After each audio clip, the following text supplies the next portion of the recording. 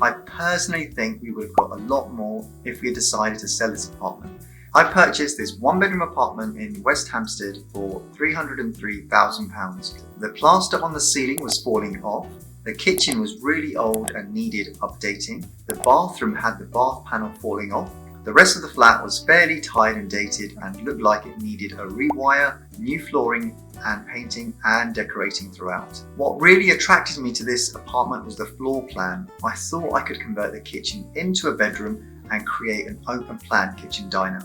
The bedroom on paper was only going to be 6.39 square meters. I usually look for kitchens that are at least 8 square meters, but when I viewed this property, I felt the space could work. I usually look for apartments where the living room is at least 15 square meters, but this one seemed fine. The apartment also had some of the following issues. Short lease. The lease was approaching 80 years. Japanese knotweed. This was discovered in the garden surrounding the apartment. During the conveyancing process, the bridging lender we originally had in place decided to pull out due to COVID, so we had to find another bridging lender to complete the purchase. During the reconfiguration, the refurbishment works took longer than expected, given that everyone was in lockdown and we were restricted in terms of how long we could work, the number of workers we could have on site, and the availability of materials. Initially, my builder said to me there was sufficient space to get the kitchen along the wall in the living room. Turned out there wasn't, but luckily we found a solution and we created an L-shaped kitchen.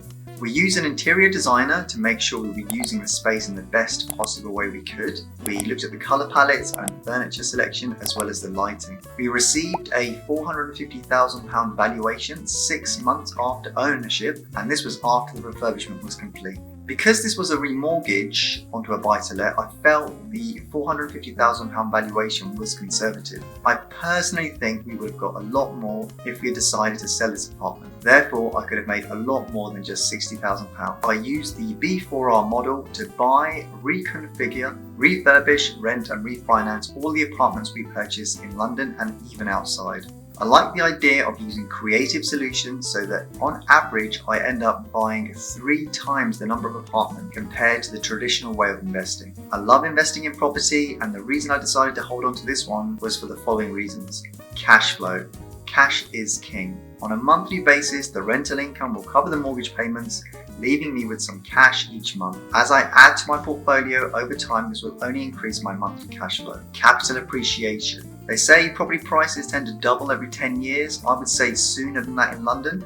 And this is a result of you not having to do anything to the property. Leverage. I was able to leverage money. In any other investment, I would need to put down 100% of the initial investment. For example, if I decided to buy stocks or shares, Bitcoin, I would need 100% of the initial investment or outlay. Whereas if I buy a property like this one, I would only need to come up with a 25% deposit, as a buy-to-let lender would lend me the remaining £75,000. And depending on what I do to the property, I can further reduce or limit the money I have left in. I was able to leverage skill sets. This project I used a very knowledgeable broker, qualified solicitor, fully qualified electricians, plumbers and builders with years and years of experience. I was able to leverage time. The estate agent on this project really helped. They provided me with sold 2-bed comparables, the likely rent for a 2-bedroom apartment, and had more knowledge about the amenities and what was happening in the area, which allowed me to drastically reduce the time I needed to do my research and due diligence.